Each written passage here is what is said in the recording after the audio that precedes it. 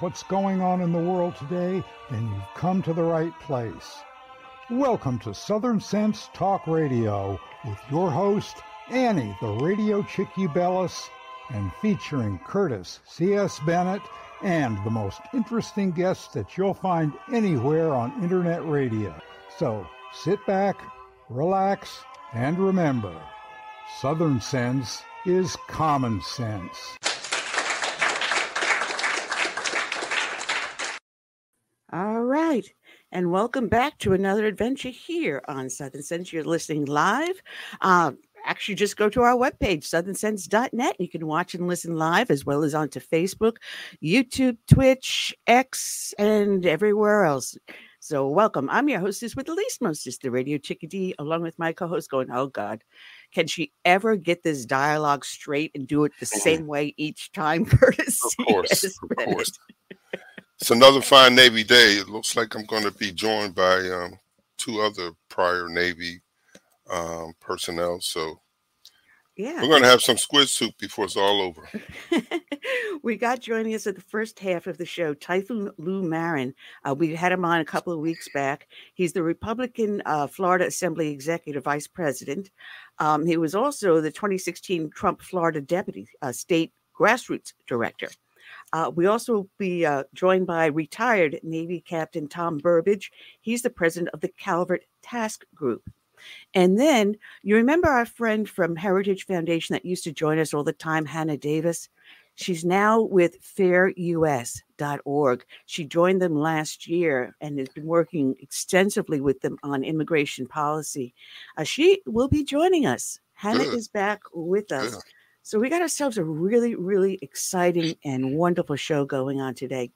And we've got a lot to talk about because in a few moments, RFK Jr. is going to take the stage. Now, I've got Newsmax on my phone playing. I've got the sound down, so it shouldn't interfere. But he should be taking the stage and then endorsing Donald Trump. This is what we're expecting. And I believe Trump is going to be taking the stage with him. So we're going to be following that as we do our broadcast. And we're going to be talking about certain issues, Curtis, that you brought up, dealing with military veteran benefits, some things that happened with the VA that just weren't quite right. A lot of these guys that agreed for an early separation or separation package weren't aware and weren't being told at the time they were being separated that money had to be paid back.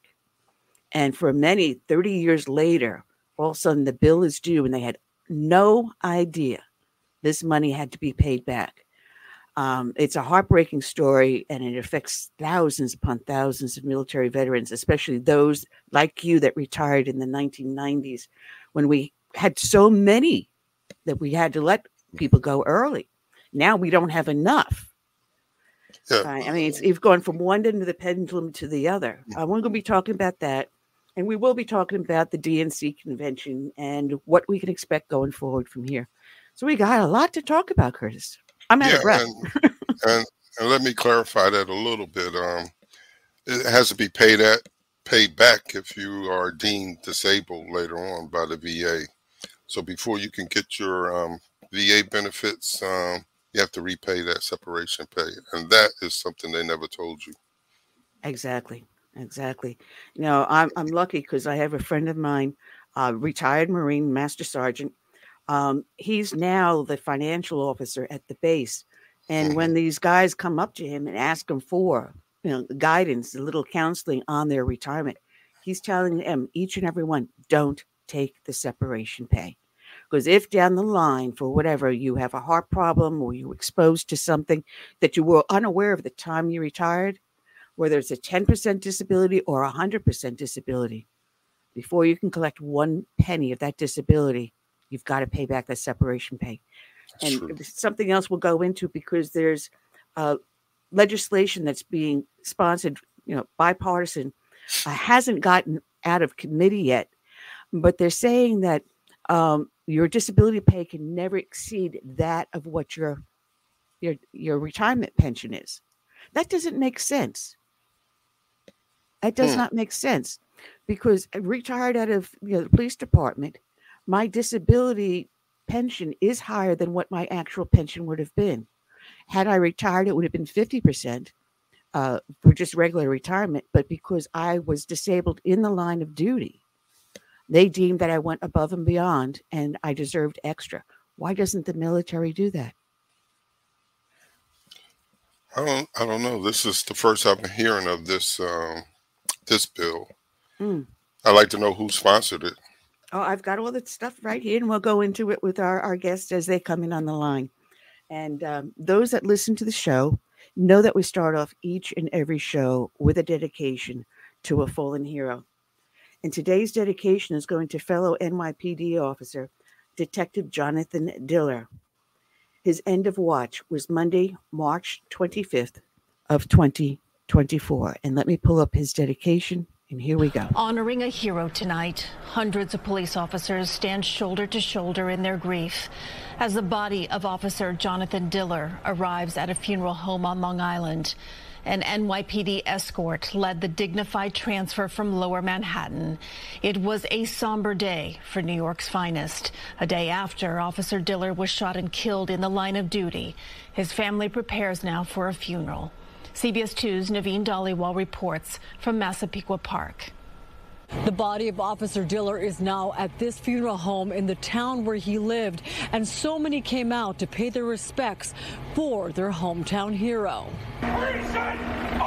Brothers and sisters in blue stood silently outside the Massapequa funeral home, watching a fallen hero, Officer Jonathan Diller, being brought back home. It's heartbreaking. It's one of your own. And he's out there doing his job. The community in mourning, left with heavy hearts. Christina Adams' brother is a police officer.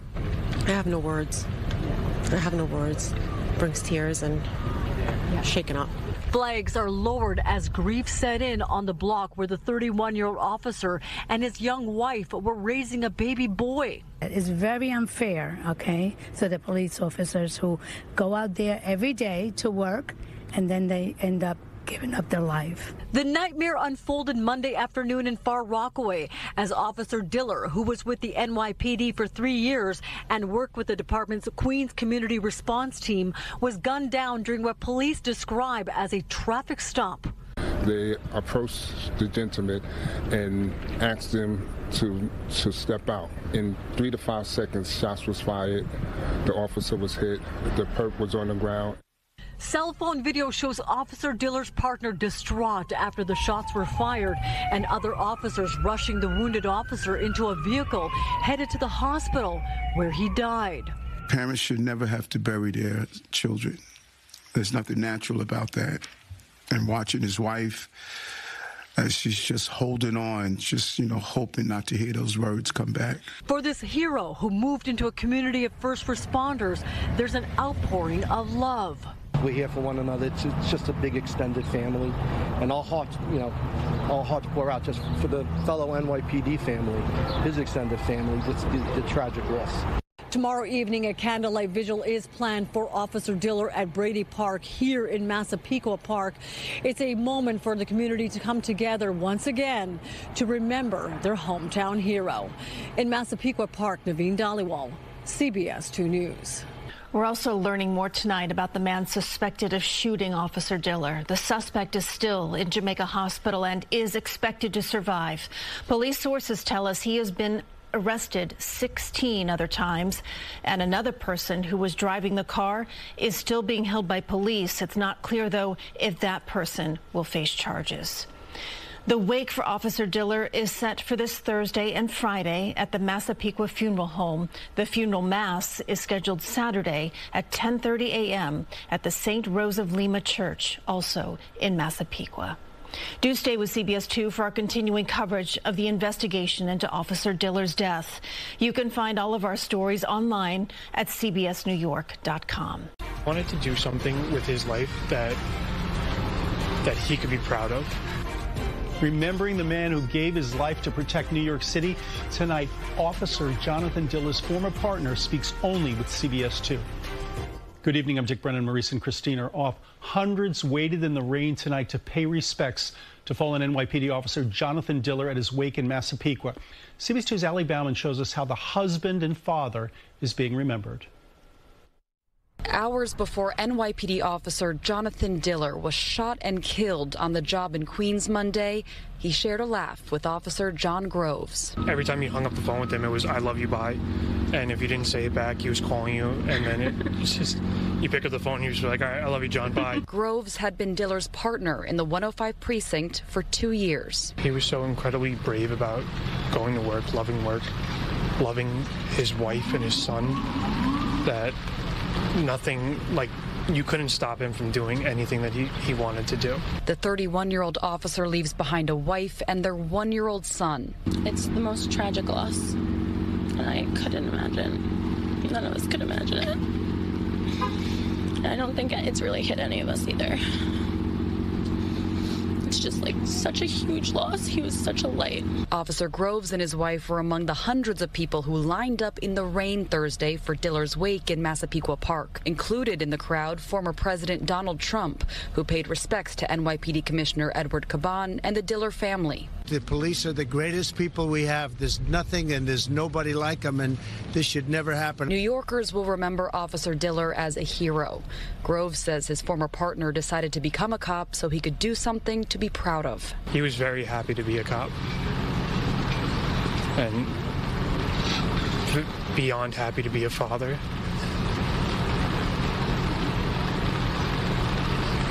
He's just the happiest guy. People are supporting Officer Diller's family in all different ways. A GoFundMe for the family has raised more than $500,000. Tunnel to Towers is paying off their home mortgage, and the New York Police and Fire Widows Fund is donating $50,000. In Massapequa Park, Long Island, Allie Bauman, CBS 2 News. Officer Diller's wake continues tomorrow, followed by a funeral on Saturday. We'll bring you coverage of the tributes here on CBS 2 and streaming on CBS News New York. And today, the accused killer of Officer Diller, Guy Rivera, was arraigned on charges of first-degree murder and attempted murder. Rivera is still in the hospital and will remain in custody. He's scheduled back in court tomorrow. If convicted, he would face life without parole in prison. It's hard to imagine how long I have to wait to see Jonathan again. When the doors to heaven open for me one day, I hope to see Jonathan standing there looking at me just like he did on our wedding day. My husband died a hero, but he also lived as one. Our world will never be the same, but I know I speak for everyone when I say I could not be more proud of him. It's been 2 years and 2 months since Detective Rivera and Detective Mora made the ultimate sacrifice, just like my husband, Jonathan Diller. Dominique Rivera stood in front of all the elected officials present today pleading for change. That change never came, and now my son will grow up without his father. I will grow old without my husband, and his parents have to say goodbye to their child. How many more police officers and how many more families need to make the ultimate sacrifice before we start protecting them? I don't wish this kind of pain on anyone. Jonathan lived his life doing good for people, and it's now time for people to do good for all the officers he represents.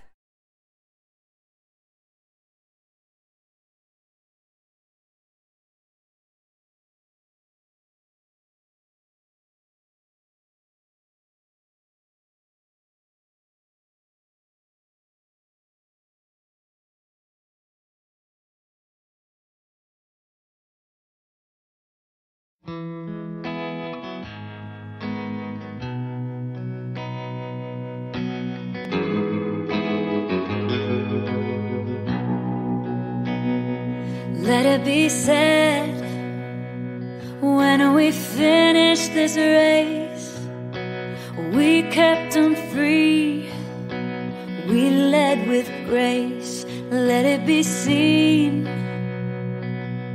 from sea to shining sea, beautiful America, living our legacy. Oh, father, mother, sister, brother, oh, we gotta learn to love each other. Oh, for the soul of the nation, for the next generation. Let us be known as people of honor, humble and bold, faithful through fire. Let us hold firm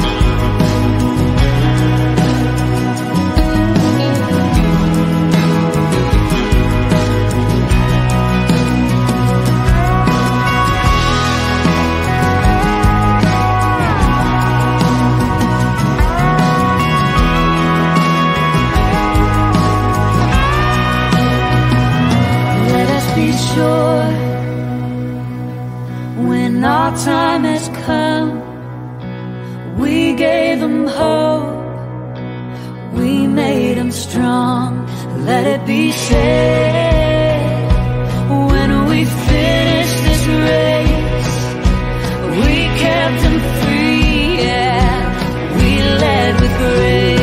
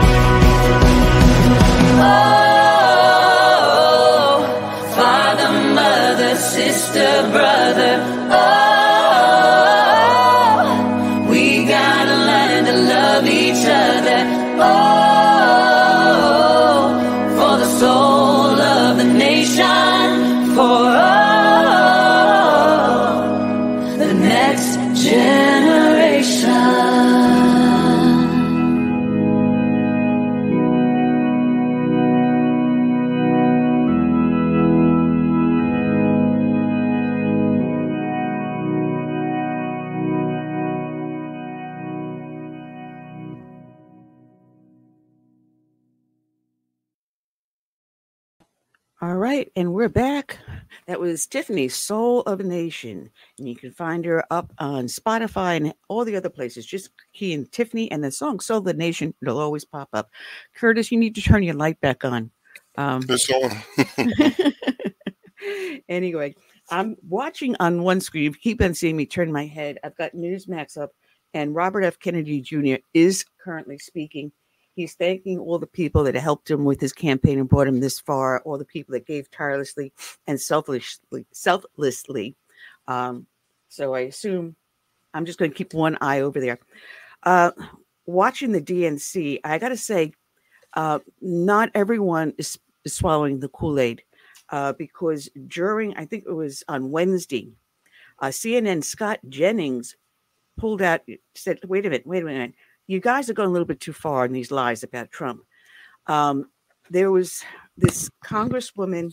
What the heck was her name? I don't have her name. What was the heck was it? Anyway, she pulled out this big book. I mean, it was huge. It was like almost 2.5 feet in just height alone. And she said that was Project 2025. No, it was just a prop that she brought up onto the podium. And she was saying that this was all Trump's doing and so on and so forth. He's 100% behind it. I'm sorry, folks. I got to admit, this guy at CNN, Scott Jennings, called it out for what it was, a huge, fat lie. Heritage Foundation, which some people call an extreme right, weird, crazy think tank. No, they're not. They've got college professors and economists. Yeah, they're not fringe. They're not there to turn the country upside down. And this Project 2025 is what they did was they sent a bunch of these experts down and they went department by department through the federal government and said, well, if you were to head this department, what would you do to streamline it, make it more efficient, or do you feel it should be eliminated? And that's what they put together. Just basically a playbook on how to make our government work smaller and more efficiently. Well, they weren't saying that we're going to put someone in charge of political attacks. Mm-hmm. They just wanted a nonpartisan effort to say we can streamline government down and make it work more efficiently under the next administration. The left has been great masters, matter of fact, at labeling our side. I mean, for decades, they have been calling the John Birch Society a racist, right-wing organization, which isn't true. I've been hearing that since I was little. So I'm not surprised that they are still, calling certain aspects of our movement radical and dangerous and anti-American. They got the nerve to speak Well, it's finally come across to a lot of the media, like such as CNN. I got to applaud them for actually being honest and saying, "Hey, listen, no, a lot of the stuff you're saying out there are just blatant lies." I had this. I use this on a show I do on Wednesday, and it was listing how many times, and I didn't keep it. Shoot, I did not keep it. How many times they mentioned Trump compared to how many times they mentioned the border. And you're looking like about 170 times to maybe 7. I mean, crime and the economy was way down low on the totem pole. But attack the Republicans on their stance for bringing abortion rights or abortion rights back down to the state. Roe v. Wade should never have been in the Supreme Court. It should have been sent back down to the state. But what they did was by passing by SCOTUS doing Roe v. Wade. I am having a brain fart here. Their ruling, their decision on Roe v. Wade back then in the 70s, they were making legislation. And that's not the point of the Supreme Court. That was something that should be a state's right to decide. And that's if right. My state is more conservative than another state more liberal, then that's how the founding fathers wanted it originally. And that's how it's meant to be. But they're making it sound like, we're trying to federalize all this. And it's not. And it was lie after lie after lie. And I have to say, Scott Jennings at CNN called it for exactly what it is. And it's good to see someone on the left to be finally honest. We've got our first of 2 guests, and he caught me right smack in the middle of a rant. Retired Navy Captain Tom Burbidge. He is the president of the Calvert Task Group. Now, what is the Calvert the teeth in straight Calvert Task Group? Say that 3 times fast. Exactly and I've got a retired Navy guy here with me too. Oh, great. It was good to meet you too. Hey, Tom. Connect some dots from the past if we had time. Oh, yeah. Well, Ann, thanks for having me, first of all. And the Calvert Group is kind of an amalgamation of a bunch of guys who served on active duty.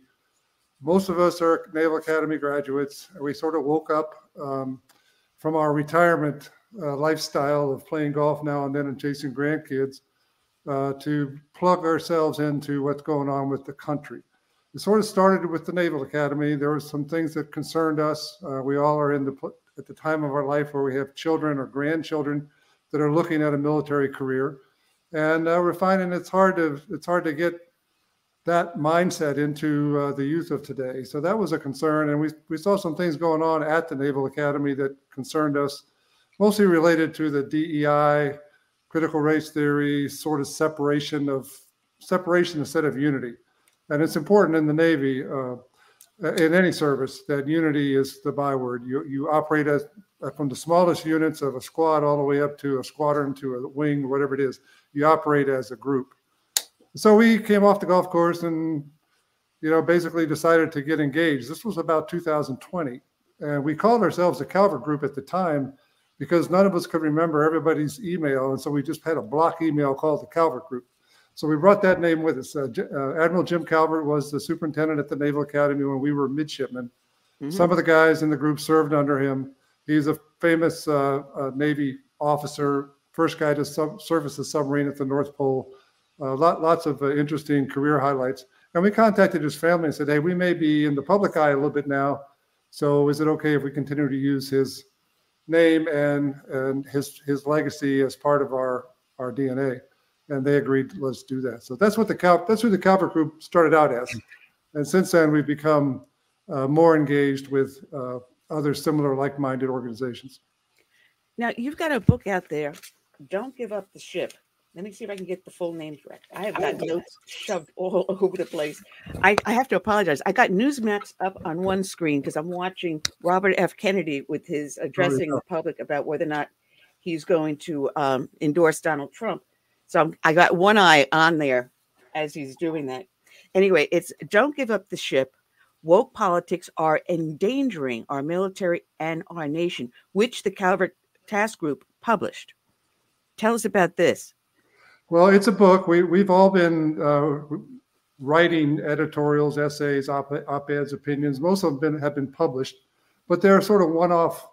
News has a cycle of 48 hours to 96 hours. You write an article, people read it, they don't remember it. So we decided that they were worth putting together in a volume. And it's kind of like a time legacy from 2021 to today. And the course that the nation is on and has been very concerning to us and to most veterans, and particularly its impact on the military. We published a book. It's called "Don't Give Up the Ship." It's a very comprehensive set of articles, fairly thick book, but we think it tells the story pretty well on what we're about and what we're trying to do. And the book also gives us a launching platform to talk to people like you, Ann, and others, because interest in a book allows you to come onto the broader network of podcasts. So we genuinely appreciate you having us. You're one of the first. The book is out in pre-order right now. It'll be out for good in about 2 weeks. Well, I've got the press copy. I only got it yesterday, so I haven't had a chance to go and delve into it. So I am going to bring you back at a later date after I go through it all, probably in a couple of weeks. But you mentioned about wokeness in the military, and it's something that I've been talking about all along. I'm a child of the bicentennial. Back in '75, the Navy was trying to recruit me for a officer candidate school. And we just, in the '70s, you're just out of Vietnam and blah, blah, blah. And I just didn't feel the temperament for it. So I chose a different path. And I watched what was going on. And the recruiter was heavy after me because there wasn't a lot of women, especially female officers. Right. Right. And I said, all right, fine. I can understand that. But what is it you're expecting women to do? And as I'm watching over all these decades, now they're talking about drafting women, women in combat positions. And it went from that conversation now to transgenderism. And to me, that's a danger. That's a huge danger in the battlefield. I can see the excuses, well, the woman has to have her monthly cycle, or if she's got kids or things like that. The military always made allowances for that. But when you put someone that needs constant medical attention and surgeries and psychological services because they're going through this transition, or they have already transitioned, but they still need lifelong care, how do you put them in a combat situation? I think you're seeing some statistics currently that reflect why that's been a very difficult challenge. For the Navy, there's about 18,000 short in terms of recruiting for seagoing type billets. Well, that means the ships don't go fully manned or the ships don't go at all. And we're in a time when the Pacific and maritime risk is the highest I've seen in my lifetime. So you're right. You have recruiting issues, you have retention issues for the folks that are tired of having their bandwidth used up by things that aren't necessarily related to leadership and warfighting activity. All those statistics are coming up. The bottom line is readiness. So it's recruiting, retention, and readiness. If you look at those three things, we're not doing so good right now, which is why. When you're looking in the Middle East, the ships in the Middle East and in Asia that are defending our nation are not majority naval vessels. They are Coast Guard. Now, you think Coast Guard, you're thinking just off the coast of the United States. But no, we're actually sending them into international waters to do what the Navy should be doing, because the Navy has scuttled so many ships and not building them. I mean, I'm watching Kamala Harris going, I'll make this military the strongest, when it's under the Obama administration and the Biden administration, it has grown the weakest. Well, that's one of our concerns is when's the last time you saw a list of priorities that included stronger defense or a stronger Navy or stronger military? The concerns of the nation are in many other different areas now. I was talking to my neighbor who's a Navy Reserve dentist, and he took his daughter out at the local school in our neighborhood to homeschool her. She's in 6th grade because of the transgenderism that's being forced on kids at that age in the school. There's just lots of issues, and the military is the last part of our society that needs to be going down social engineering. Exactly. It is required for defense of our constitutional republic. It's built on a whole different set of rules and regulations than civilian life and society in general, and yet it's being sort of pushed into the petri dish for social experimentation. Well, we saw underneath the Obama, I can't even say that. I'm going to say abomination, Obama administration, the massive retirement and separation of senior officers that were old school. And now you bring in the DEI program, which has now led into all this other stuff that we're seeing. I'm sorry. The purpose of the military is to destroy things and to defend the nation. And that's the purpose. That's the main priority purpose. Diversity, equity, inclusion does not fall into that picture. If you can't do your job and be shoulder to shoulder with me in the battlefield, you don't belong in the battlefield. If you cannot command the men and women under your troops because you're hiding in your tent, you don't belong in the battlefield. But they're allowing this to happen. And I fear for the safety. Look what we had with Afghanistan, the withdrawal from that debacle.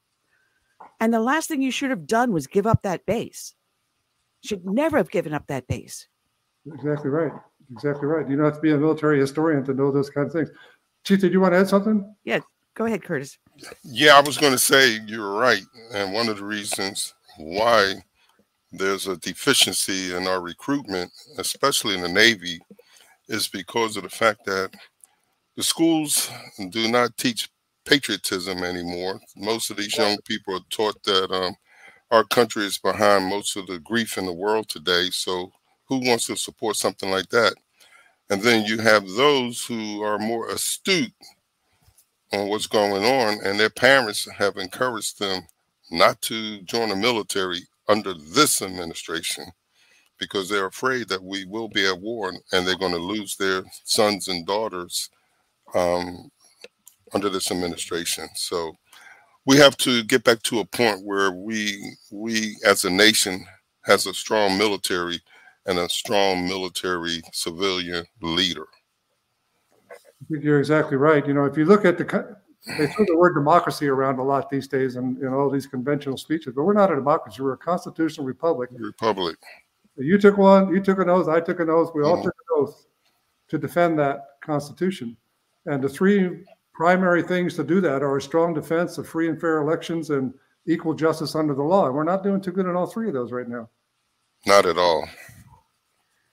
You know, there's so much to say for that. And the oddest thing is they made so many men and women separate because they wouldn't take the jab. Now they're saying, because we can't recruit, we're going to welcome you back. Or are you going to do that with back pay? I know the Navy is. Yeah. Whether or not other branches will do so, I'm just hoping they will. I have a friend of mine. His son was over here in Paris Island, and because of Thanksgiving, he was by himself, and his father was living out of the country. I went down to the base. I picked him up, brought him over here to the house to have Thanksgiving dinner with me. He went out to the stumps. He was serving out there, became a sergeant. Next thing you know, the jab is here, and he goes, I'm out of here. I'm going to the National Guard of Wisconsin. Yeah. I mean, it was dumb. You spend all this money to bring these men and women and train them, and then for something stupid political like that? The ultimate example of that was one of my other compatriots in the Calvert Group, and I went to Little Creek, and we met with a couple of the SEALs that didn't want to take it for religious reasons. They had already, I mean, sitting there talking to these four young men, any one of them, you would have gladly had your daughter date and marry. They were the epitome of U.S., of America. They were pulling weeds at the BOQ, waiting for somebody to make a decision on whether they were going to throw them out of the Navy or what. They didn't know what. They were just in a holding tank. They'd already been deployed in combat situations in Somalia and Iraq. These were experienced, highly trained young men, that were basically serving out their time. They weren't going to go back in after being treated like that. So it was a big issue. The whole thing around COVID was a big issue in many ways, not the least of which is affecting the candidate pool for recruiting, for officers and for leadership. They were not allowing military recruiters in some schools even. So there was all kinds of reasons why the candidate pool has been very restricted for a number of reasons, not the least of which is what Chief mentioned about parents. And I'm fourth generation. I'm second generation of 4 Naval Academy graduates and naval aviators. My 5th generation grandson couldn't get in.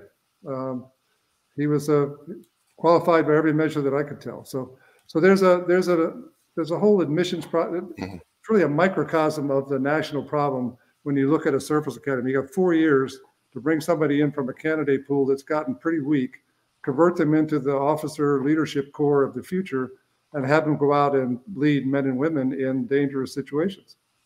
That's a transformational process that requires concentration. Well, I've got a funny story to tell you because my neighbor is a retired master sergeant, and he went back as a civilian to be their financial officer at the local base. And there was an officer called, and his guys were being deployed, and he was asking for all these extra little things for deployment. And he says, well, I can't do that. And he started explaining how the appropriations went, and says, you can't do that because if you're going to vouch for what you want to do for them, you're going to be responsible for that bill. Now, I know when I send it in, they're going to deny it, and you personally are going to have to pay for that. And all of a sudden, the officer's going, oh, well, maybe. So he turns around to the enlisted guys. He goes, officers aren't always smart. But it makes you wonder, coming out of this wokeness pool, the DEI pool, is if this is what they're recruiting to become officers, rather than looking at the enlisted man that has the experience in the field and have them go through officer candidate school and then make them. They're battle hardened. They know. Yeah. No, you're exactly right. Exactly right. There's just a lot of those kind of issues that are out there that have weakened our position, as a defense, national defense, and then you further break that down into by service or by service academy. There's very similar groups like mine, even larger, that are doing the same kind of thing at the Air Force Academy and at West Point, because it's a matter of incentives in my mind. It's what are your leaders incentivized to do? In the past, it was all meritocracy and performance-based. And when you went to sea, you'd willing to work 15 hours a day on a flight deck of a carrier, which many of us did. Now the incentives are to support this movement towards the DEI infusion into the military, like all the other government institutions. It wasn't an overnight sensation. It started 10, 12 years ago, 2010, 2011, when these groups were stood up. But we found a lot of our appeal when we go in and see the leaders in these various organizations is, tell me I'm wrong. Show me that I'm wrong. Show me that the feedback we're getting from people is not correct. And we haven't found it yet. Yeah. Well, Curtis, you served, I believe, on the Teddy Roosevelt during Desert Storm, right? USS Saratoga. Oh, Saratoga. I served on the Nimitz and the Saratoga. Wow. I was Forrestal at Eisenhower, and my father was the commanding officer of the Franklin D. Roosevelt. Wow. I went on a 2-week debt on the Roosevelt. I mean, the Ike. Yeah. Well, listen, we wanted to have Lou Marin on. I don't know what happened. Maybe he fell asleep. I think it's nap time. I just texted him, so hopefully we'll hear from him. Hopefully we'll hear from him, because one of the things I want to discuss, because I sometimes work with Concerned Veterans for America. I have them on the show, but I also still run a tea party now, 15 years running, and I have them come at the meetings too. So veterans issues are really a high priority. I'm the daughter of a World War II veteran. But something Curtis brought to my attention is that a lot of these guys, especially in the 90s, got their separation pay. It was an incentive to get them to separate because you had so many men and women there. So they get out on the military benefits. Later on, they get diagnosed with some sort of a disability, and they end up applying for the disability. What they don't tell them at the time of their separation is that if you do apply for disability, you have to pay that separation pay back. And now, 30 years down the road, people are getting hit bills with $30,000, $39,000. They're having their military retirement pay halted until that amount is paid back. So a lot of them are living there without anything coming in except maybe Social Security. And that's not right for the men and women that served and also have the VA decide they're going to enforce a law that they haven't enforced for over 3 or 4 decades.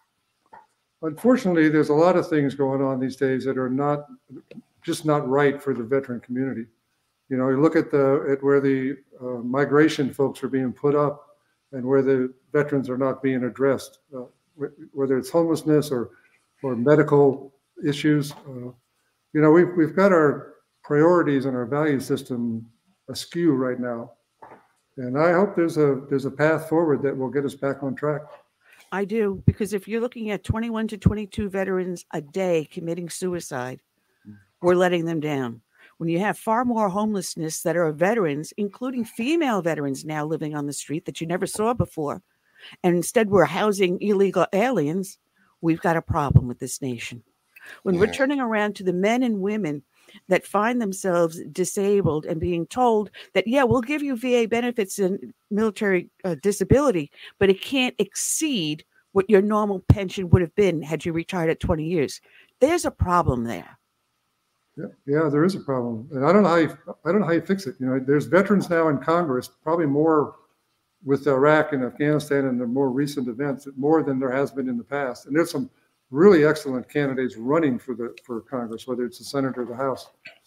I just hope we can get more of that veteran viewpoint and perspective in our lawmaking group. Well, it's my understanding that the separation pay debacle originated in Congress after the Gulf War, Desert Storm.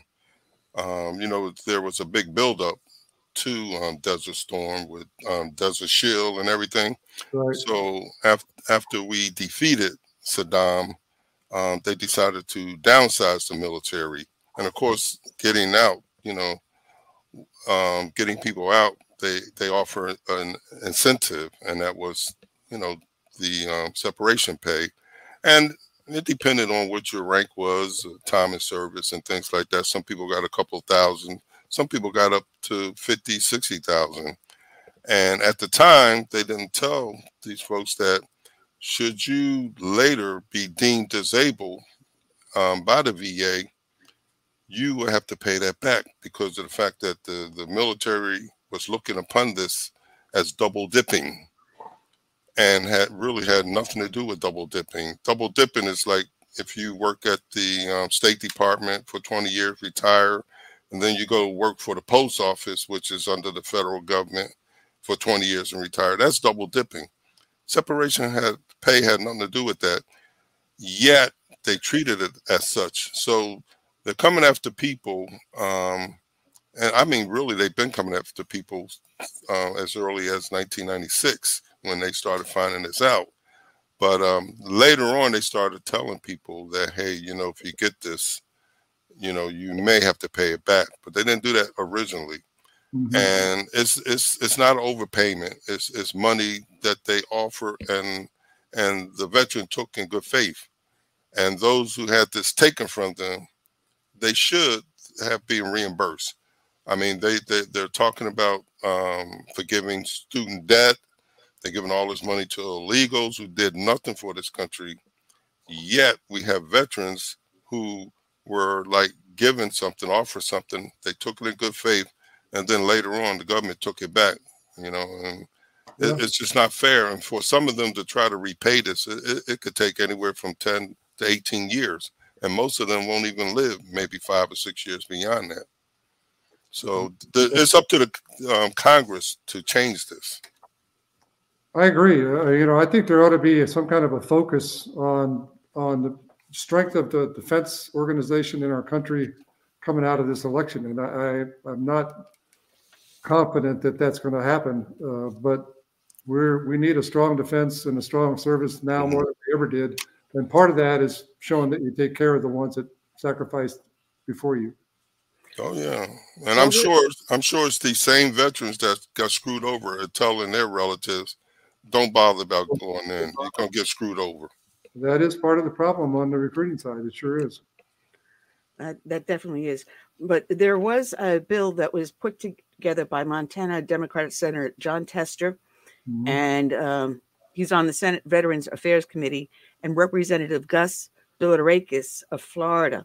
And they put together something called the Major Richard Starr Act, a bill that was supported in the last Congress by more than 335 House members and 66 senators, but failed to pass after they turned their attention to the $280 billion PACT Act, which expanded VA healthcare.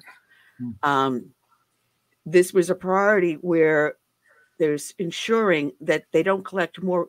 Well, what they were saying is that veterans were medically retired and served less than 20 years, or those with lower disabilities are subject to offsets, ensuring that they don't collect more each month than their military retirement pay. And they were looking to make it where, hey, they should get the disability and they shouldn't be restricted to what the amount is based upon their retirement pay, but based upon their actual disability. And that makes sense. But that didn't pass, right? No, it hasn't passed. So it's been sitting there in committee, and hopefully with the new Congress coming in, we get a more favorable Congress and we can see and get it passed. And then fix this other problem with the VA coming back after the separation. Yeah, I agree. One of the guys in our group used to be a deputy in the VA, and he's an Agent Orange victim. You know, he was a Marine in Vietnam and suffered terribly over his adult life. But he's in there fighting, but there's not many fighting with him. No, I've lost a friend to Agent Orange, and it was a slow, painful death for him, and he never got benefits because at that point, Agent Orange wasn't officially recognized. Right. And it's a little bit too late for him now. When I first started doing this show 15 years ago, there was another one, Sergeant Dave Davis. Again, Vietnam veteran, Agent Orange victim. He passed before it ever came to fruition. It was about maybe a year later they finally recognized Agent Orange, but not in time to save his life. Or how many hundreds of thousands have lost their lives because government has been slow to react to veteran needs. Yeah, and part of that was we went through about a decade or more where we had only one or two veterans in all of Congress. Like I say, that number's going up now because of the recent experience that some of the folks have had. But it's hard to get attention on an issue if you don't have some strength in the people that are debating the issues. Yeah. Now, it is official. RFK Jr. has endorsed Donald Trump. He just got off the stage. Good. So let's hope that'll turn the things around, because when I was watching that convention, I was just shaking my head going, I mean, what planet are these people? It's hard to watch sometimes. You know, it's hard to know where truth is these days.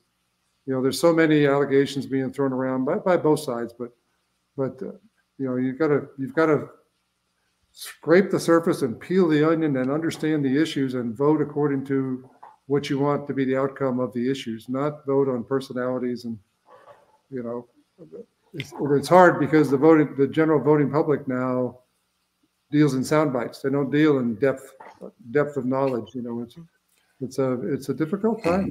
Yes. Now, I sent a message over to Lou, and you sent him a message, and he's not responding. I think he took a nap. Well, he did respond to me. He said he's running a little late. Okay. Anyway, I'm going to go into the weeds here because Tim Walz has been nominated. He is now the vice presidential candidate. And the more we delve into his background, the more I'm thinking, what the heck are you thinking about getting this man? And I hear the term stolen valor, where he retired and claimed a rank that he was not officially retired at.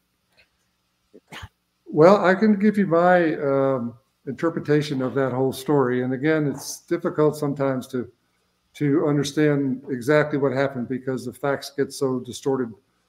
He was an enlisted Army. And I think if he did anything wrong, it was he manipulated his military experience for political gain. I don't think if you look up the definition of stolen valor, that actually qualifies as stolen valor. Stolen valor is I consider, I tell people won an award for bravery or valor. Right. They didn't really win it. But there was an act, you know, the Stolen Valor Act of 2005 that was passed 20 years ago, said it was a misdemeanor to wear the uniform if you weren't actually in a uniform service. That was overturned by the Supreme Court under freedom of speech. If you didn't have anything criminal in mind, but you were wearing a uniform, well, we'll look the other way.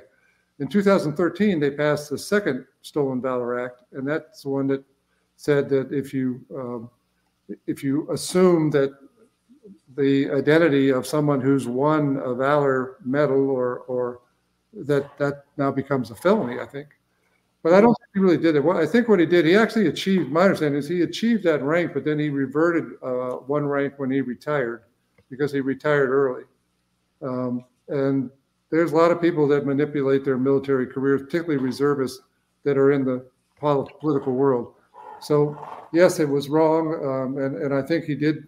I think it's an egregious offense in the eyes of veterans like myself and Curtis. And it's an egregious offense in the eye of Gold Star families. And anybody who's been around the military just doesn't want to tolerate that. But I think we're in such a minority now that it's like the old saying, it's a mud ball on the side of the Pentagon. It'll dry up and fall off in a couple of days. What's really important is that the bigger issues of what's happening with support for the military and support for the services becomes a national concern. That's where the national military issues really are. It's the strength of the military. Yeah, my understanding is that he decided to retire before his unit was shipped overseas. Right. His reasoning was, I want to run for Congress, and a lot of people thought he was taking the easy way out, and that's the problem they had with this guy. He avoided going overseas when his unit, Well, you guys have been deployed. The word goes down the pike, hey, we're going to be deployed even before the orders are cut. Oh, yeah. And then you're told orders are being cut. So just before you receive the actual orders, that's when you decide to retire, which is what, as I understand, he did. He knew it was coming. He knew the orders were being cut, and he cut bait. He fled. I'm sorry. He abandoned his command. There's no other way to explain it. And he left the guy right behind him, stuck with the whole thing. And the guy behind him said, I'm not leaving these men and women behind. I'm standing behind them. I'm going with them. And he did. Which is what most people would do in that situation. Now, I'm not at all standing up for what he did. I'm only saying that I don't think it qualifies as stolen valor. No, he didn't say he won a Medal of Honor. He didn't say he won an air cross. What he did was he manipulated at the end of his reserve duty for political gain. Mm-hmm. Is that a crime or not? I don't know. But no, but it goes to show to his personal. So that you just hit it on the head. That shows that there's a vetting issue. If you're vetting candidates for these very senior elected positions, you want to understand that's part of the background, and it shouldn't be a surprise. So if he abandoned his post in the military, look what he did to the state of Michigan during the riots. He did nothing for 3 days. He abandoned his post until the cry was so loud, until a police precinct in Minneapolis had to evacuate because they were being rushed. Yeah, I know. Yeah, we are, I believe, raising a different breed of men today, if you want to call them men. Because if you look back, even in the Democrat Party, you look at the Kennedys, John, Robert, Edward, they all wanted to get into the military, even the older brother that got killed, because they wanted to be heroes or serve their country. And most, the older brother died, Joe Kennedy Jr.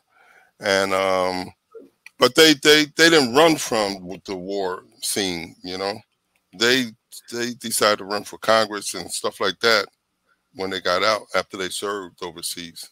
Right. Today we got people that just don't want to go.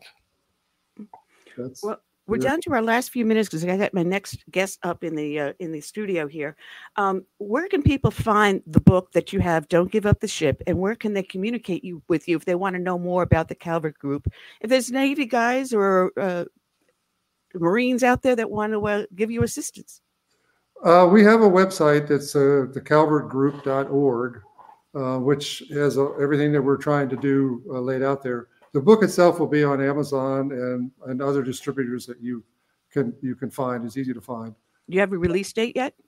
It's the official release date is September 17th, but the hard copy we have hard copy, soft copy, and Kindle.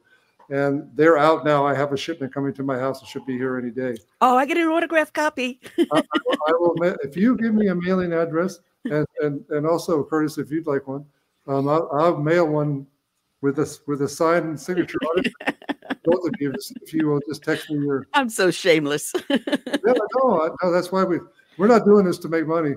Yeah, just because we want to be part of this. Hey, put in there, Go Navy. You can count on that. Well, Tom, I'm sorry that Typhoon Lou Marin could not join us, so we'll have to have you back again just before your official release date. It'll give me plenty of time because our next opening isn't until mid-September. That's how far advanced we are in booking. And God bless you for hopping on last minute because we were supposed to have Captain Wells over, and Captain Wells had to back out last second too. So thank you so much. Thank you for all the hard work you do, and we'll be talking. That'd be great. And I appreciate you having me on. And it's great to meet you, Curtis. We'll have to connect more dots when we get a chance. Oh, yeah. Okay. All right. Check him out. His book is at thecalvertgroup.org.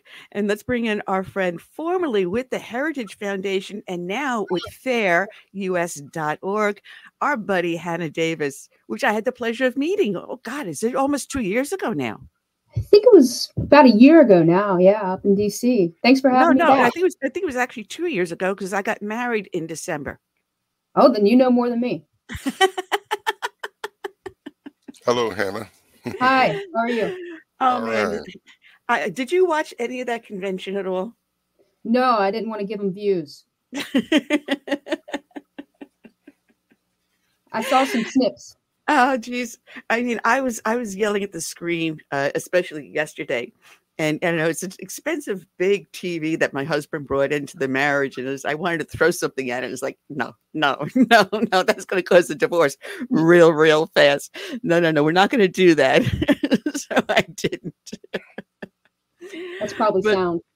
But you've got a couple of great articles up on fairus.org, which is the website. And it's a Federation for American Immigration Reform. And boy, what the Obama administration has done and what the Biden administration has done, it's mind-boggling how bad it has gotten. Yeah. To the point where we now have sanctuary states. What is going on with Maryland Governor Wes Moore? You wrote a great article about that. Yeah, he likes to tout that Maryland can't control its sanctuary statuses or can't control the differences in the counties and what they do, or even the city jurisdictions and what they do because of federal law. And it's just simply not true. Sometimes, he seems to be really squishy on the topic.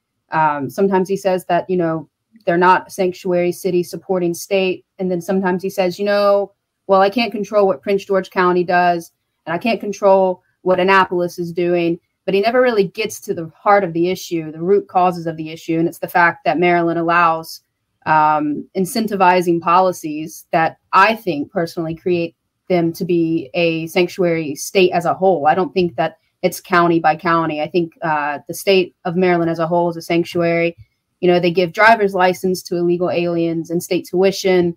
They help reimburse for their legal funds when they're getting immigration lawyers, that kind of thing. They certainly don't cooperate with ICE. They don't adhere to federal law, even though it mandates that they do let ICE know if they've arrested someone who happens to be in the country illegally.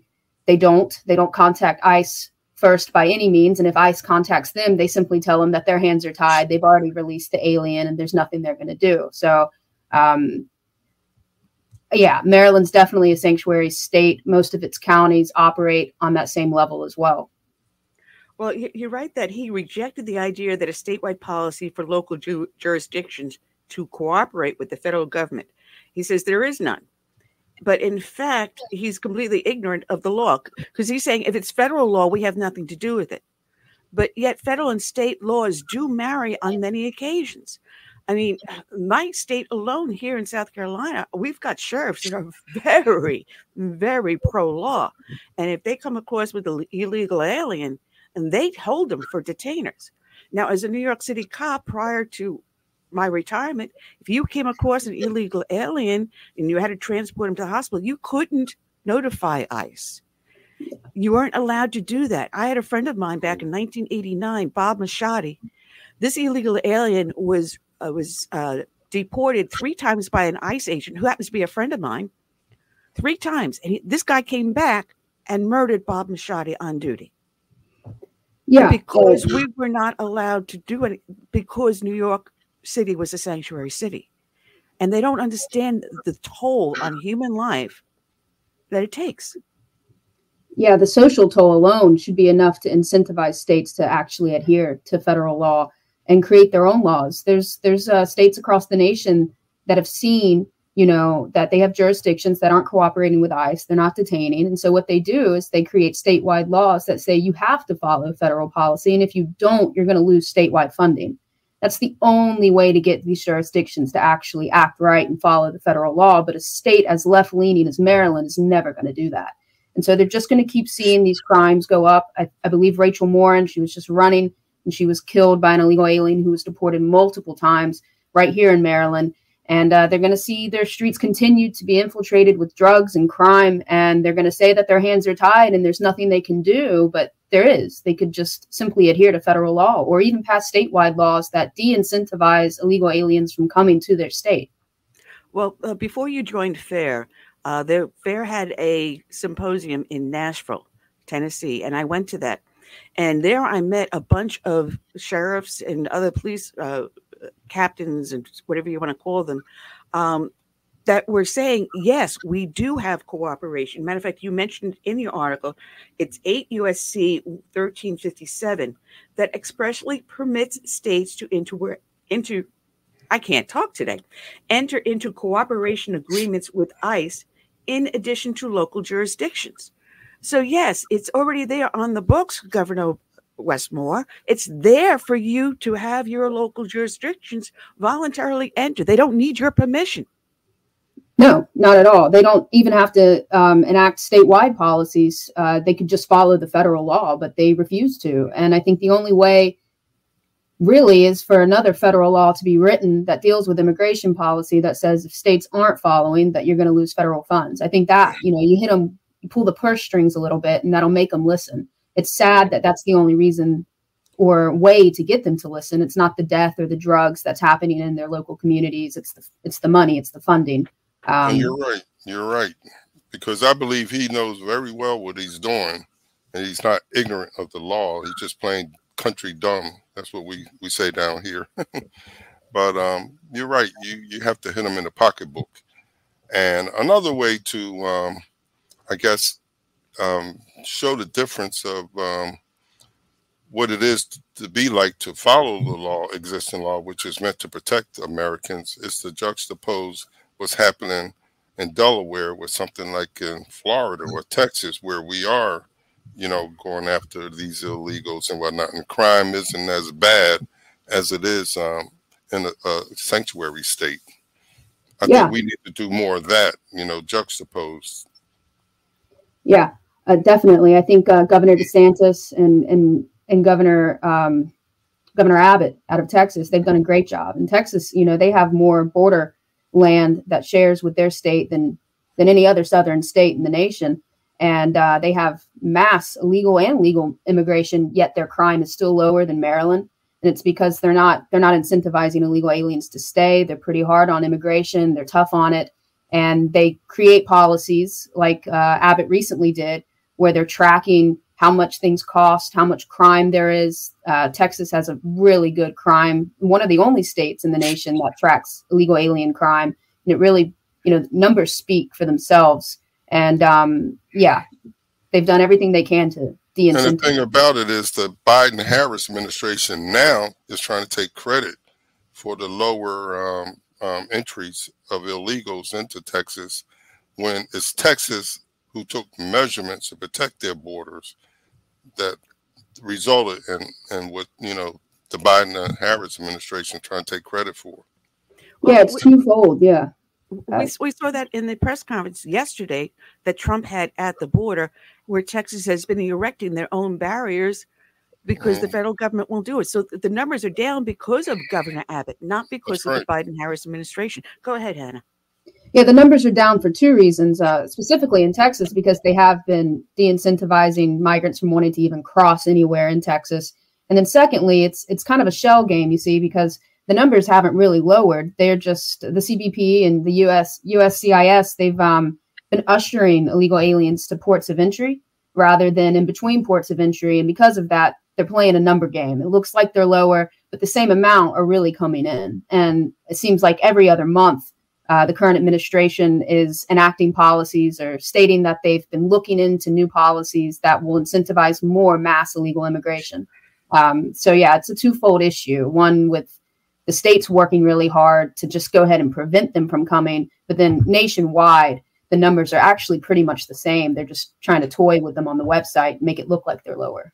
But aren't they telling them now, go to a website, go to this one website, use this one app, make the appointment, and we'll help usher you in and send you whatever part of the destination you want to go. Or maybe we'll pick one out for you. So they're slipping into the fabric of our nation. And we have known terrorists entering, but we don't know where they went now. Yeah, the CBP One app it's absolutely bizarre to me. People can, go ahead and skip the line. So once they show up at the port of entry, regardless of where, the northern border, a maritime port, up the east or west coast, or the southern border, it almost streamlines the process. And rather than going through a much more intense vetting process, these people have been vetted electronically, hardly any face-to-face time with a Customs and Border Patrol agent, and then they're let in. And they're given these court dates that are years in advance sometimes. I've seen court dates all the way out to 2028, and the likelihood of them showing up is very, very, very slim. No, and that would be the next DACA type of way of getting their citizenship, because you couldn't stop them to begin with. They've already been here now. They've got family, they've got grandchildren, and so forth. So feel sorry for them, because they committed a crime to enter our country, and yet we're the ones that pay the penalty. Yes. The taxpayers bear the burden they foot the bill for everything. We're the only nation I know of that incentivizes illegal aliens and make things cushiony for them once they come here. We value migrants are a protected class now. We value them more than our own citizens. We value them more than legal immigrants. We've proven time and time again that open borders policies is a humanitarian policy. They like to tout that out. They like to say, you come here because you're seeking a better life. Let's give you, we'll pay for your hospital bills. We'll give you food stamps. We'll give you driver's license. And that goes back, Curtis, to what you were saying about Texas and Florida. They're doing the exact opposite of the federal government. DeSantis will not honor a driver's license issued to an illegal alien from a different state. He's already tracking, like Texas just started doing, they're tracking medical expenses, and they're doing everything in their power to do the opposite of what the federal government is. They're actually essentially doing the federal government's job. And it's a shame that the states have had to do this, but they've realized that the cost of illegal immigration on their own law-abiding tax citizens isn't fair. And so they're having to do everything opposite. Well, it's funny because I had my Tea Party meeting on Monday, and one of my members walked up to me and he goes, "Did you hear about," and before she even finished the sentence, I pulled out the article, 24 state attorney generals petitioned the Supreme Court to hear a case out of Arizona to make sure that the registration, your voter registration, states that you are an American citizen. And it must be verified. So on our state ballot this November, that is on the ballot, the question whether or not your voter's registration must state you are a U.S. citizen, punishable by law. And the Supreme Court did rule partially in our favor. There was a small section they said we don't agree with. They sent back down to the lower courts. But basically, you do your voter registration, you must state if you're a citizen. You must state you are a citizen. We've gone from not even requiring IDs, which was crazy in the first place, to requiring that we show that, we're legal citizens. And it's absolutely insane that we've even had to go this far. I mean, we're not doing this because of no reason. We're doing this because of the sheer amount of voter fraud there is. Typically, by people, illegal aliens. They tend to steal people's identities when it comes to voting. People who are dead, who are still on voter rolls, and their identities get stolen. And it's something that we definitely have to look out for. And it makes you question the integrity of all of our elections, essentially. I mean, and so this law is actually, I hope it sees fruition because it's needed. We should show IDs. We show IDs before we get into a concert venue. You have to show an ID if you want to get into the DNC, but you don't have to show an ID to vote. So it makes no sense. You got to show ID to cash a check. And we hear, but they're disenfranchised. They can't get IDs. Well, Nikki Haley, when she was governor here of South Carolina, said, I challenged that. And she offered free transportation. And we were hearing something like somewhere between 5 and 6 million people will be disenfranchised. They can't vote. And I think it was just a couple of thousand people actually used the ride to DMV. And so she proved it wrong. She proved it absolutely wrong. Yeah, I think that's some of the most backwards racism towards minorities, is thinking that they don't have the ability to go get a transportation, to go get an ID, to go vote. We're acting like certain minorities are so disenfranchised, and it's just not true. It's actually really rude to even consider that as an option, I think. Yeah, and the left always like to tout that walls and borders don't work, but they have them around the DNC. And double barrier. And their places, double. Their places of residency are protected by walls. The irony. The irony. But, I love what Texas is doing. They're going after the article you wrote about Greg Abbott going after the Medicare bills. Not Medicare, Medicaid. Get it correct, Dan. Medicaid. Because the illegal aliens are using it up, and the state is paying the Medicaid bill, and they're saying, wait a minute, this is a federal government problem. We have to do a quarterly report, and we're billing the federal government to reimburse us for those costs. They're doing everything by the book. Yeah, illegal aliens. Imagine if all the other states do the same thing. Oh, I couldn't imagine. That'd be amazing. But yeah, Texas, I mean, they've been bearing the brunt of the migrant crisis for years now. I mean, illegal aliens cost the state, as in the state taxpayers, over $13.4 billion last year. And that includes healthcare. And so, yeah, what Governor Abbott basically has said when he passed this law, which is very similar to DeSantis's law out in Florida, is that, hey, I know the federal government and the states, we share the burden of, people who are uninsured or people who are illegal aliens, their health care for emergency services. But that was under the understanding that you would be enforcing federal law, that the borders would be closed, and that you wouldn't be enticing migrants into my state. So now, because we don't have that understanding anymore, you need to pay up. And that's what he's doing. He's making the Texas Health and Human Services Commission collect information starting in November, and then starting in March of next year, they're going to have to report that information quarterly. And then in January of 2026, they're supposed to be reporting annually, not only to the governor, but the lieutenant governor, as well as the Speaker of the House. And it can, essentially all that information will be aggregated, and then they'll send a big bill to the federal government for not upholding their half of the promise. I love it. I absolutely love it. But Chip Roy also has been putting his finger into the pie, and I love this guy. I really do love this guy. He wrote to the police chief of the San Antonio Police Department asking for statistics. And I know once I mentioned to you, you're going to look it up. I know that. But he was asking for specific numbers in dealing with crimes involving illegal aliens, and also with certain migrant, what do you call them? Housing centers. Yeah, what did you find out about this? Yeah, that's it's interesting. I'm sure he hasn't gotten a response, and I'm sure he'll get one he doesn't like eventually. That's why it's really important that states follow Texas's lead. And, the Texas Department of Public Safety tracks crime, and they list off if they're illegal or if they're legal. And that's something that every state should do, but there's very few that do. And I hope Mr. Roy gets the statistics that he wants, and I hope he can use them in such a way that highlights, what's going down in Arizona, because they have a rampant amount of crime too. You mean Texas? Texas. Chip Roy's Texas. Well, I found it very funny because right after reading that article, then there was the shooting at the gate the Army base gate. And we've never heard much about that afterwards. And it just seemed very, very strange because of its close vicinity to that migrant housing center, where there has been a lot of police action on there, responding to crimes with gangs and everything else. And I'm wondering if they were just testing the water to see how much they can get away with.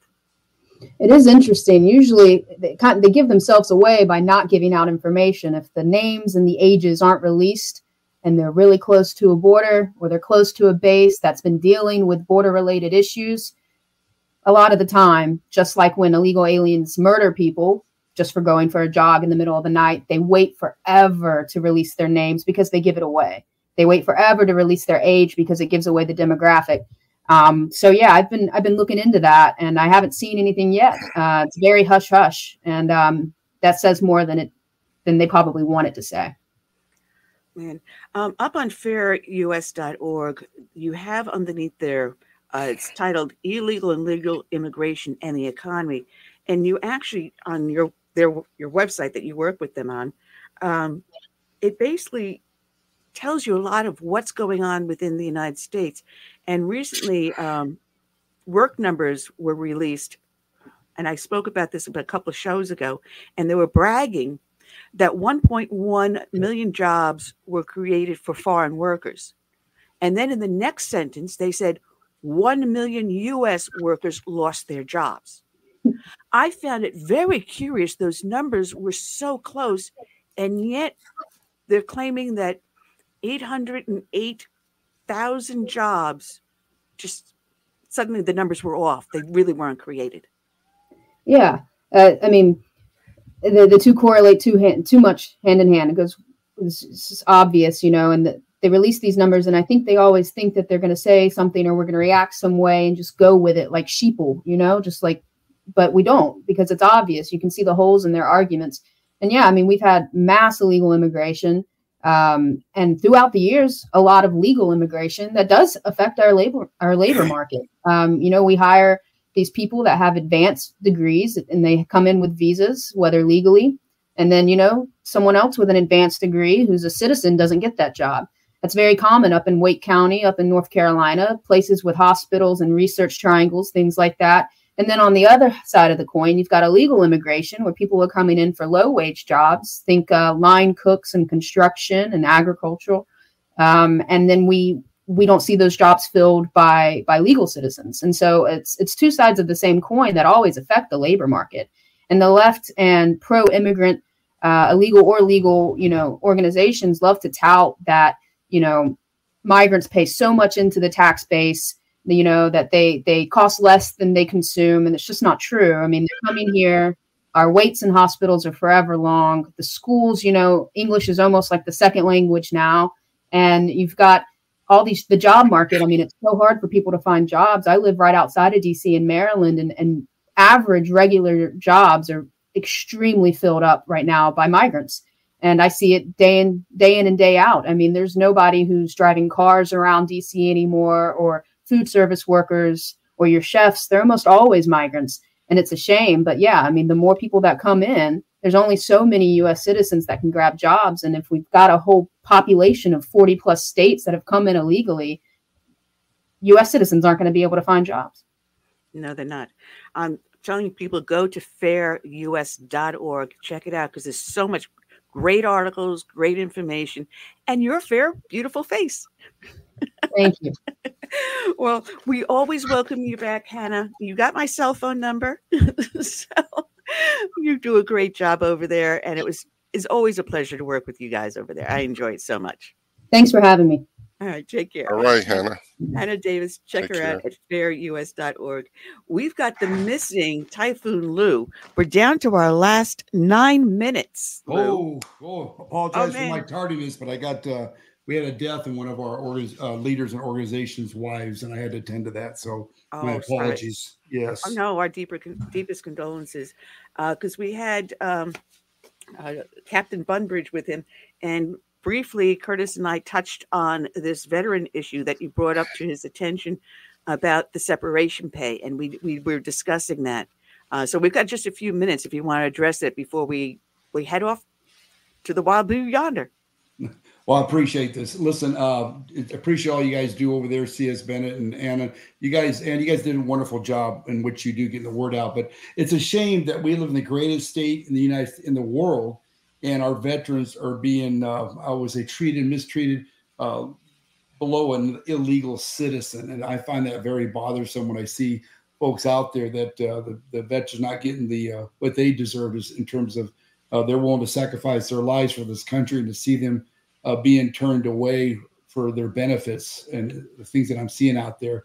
Now, the good news at the assemblies, what we do here, I like to share with you that as of to date, we have actually helped out over 48 veterans assist in getting their benefits so far to date. And that's coming right straight from Dr. Viek. That's his report he gave to me here last week, here a couple of days ago, actually. And also 31 of those claims are for disability filed with the through the VFW. 11 appeals were done of disability ratings and decisions that are filed with the VFW, as well as 4 applications with their spouse's health care coverage through Champa. So, but we're doing our best we can do. And I'm not sure if you're familiar what we do here in the regarding our community development here.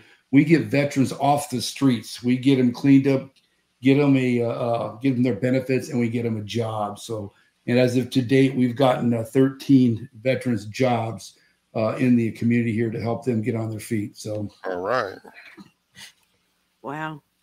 I mean, our AMVETs, they turn around, they collect clothing and everything else, help them get food and stuff. And I've seen where job fairs have come through to try to help veterans get that. I've also talked with Concerned Veterans for America that also do a lot of that good work too. So I'm glad that, people are stepping up to the plate, because we're spending so much attention on assisting illegal aliens, and we leave our men and women behind that gave their all. Heartbreaking. I totally agree with that. And some of these concerns, citizens and veterans, these are our coalition partners, and we all got to come together as a country and as a community to help make a difference. Well, is there like a chapter or something that people locally can join to see if they can go also help and assist with veterans? We have what we call a chapter in 17 counties right now.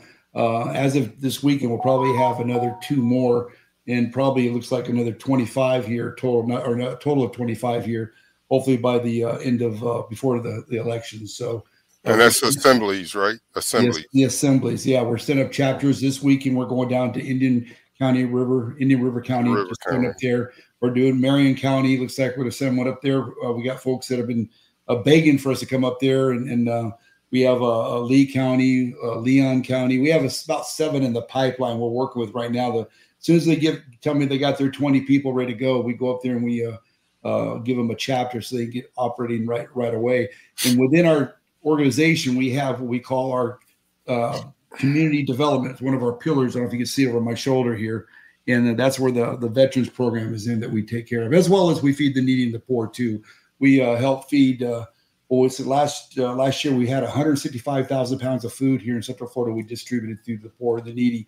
And one thing also too, during the holidays, I tell folks is, hunger does not discriminate whether you're Republican or Democrat. So we come together even with the Democrats and we help feed the poor during the holidays.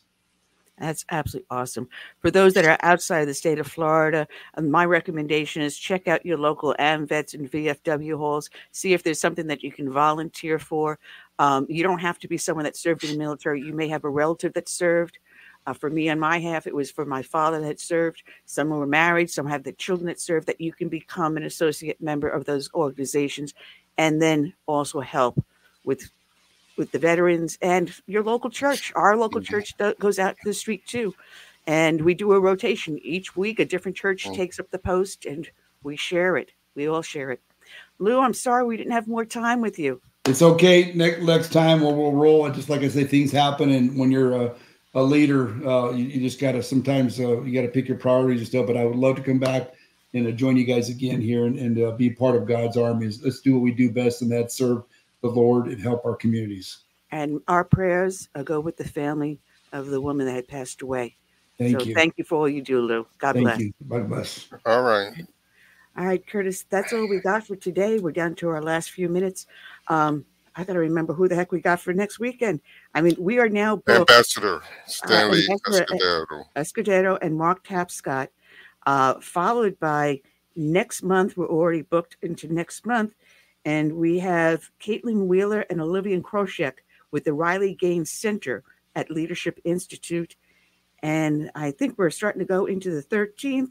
And the 13th, again, we have Mark Tapscott, and we don't have someone else after that. So we're actually booked up until the first half of the 13th, September 13th. Okay. So show's getting popular. I want to thank everyone for giving us all their love and support. And we'll be back here next week, same bat time, same bat station. Right, Curtis? Right, 100% right. So I say good night and God bless.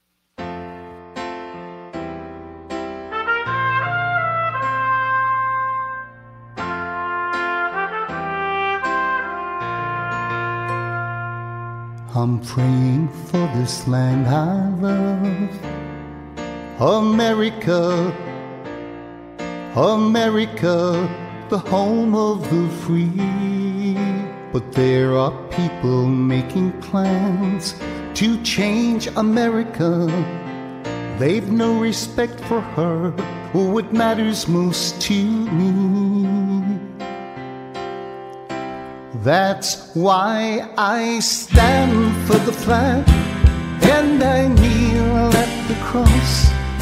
Mourn for the friends I have loved and lost. And I still believe in God we trust, and the freedom our forefathers granted us.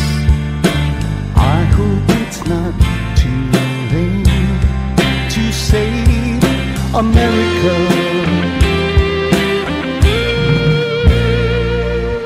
Do you hear our battle cry across America?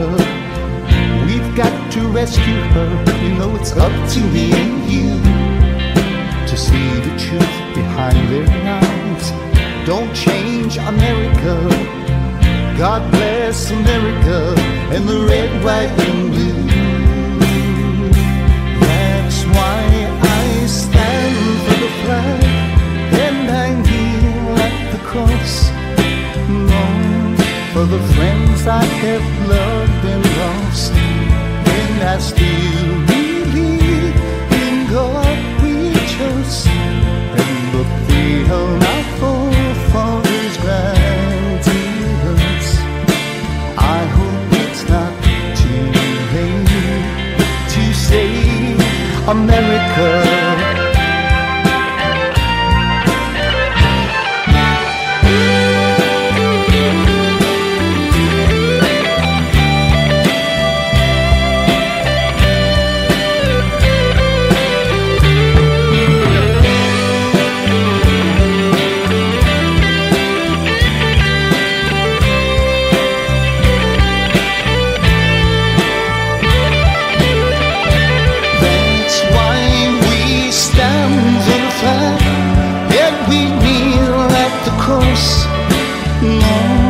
For the friends we have loved and lost, and we still believe in God we trust, in the freedom our forefathers granted us.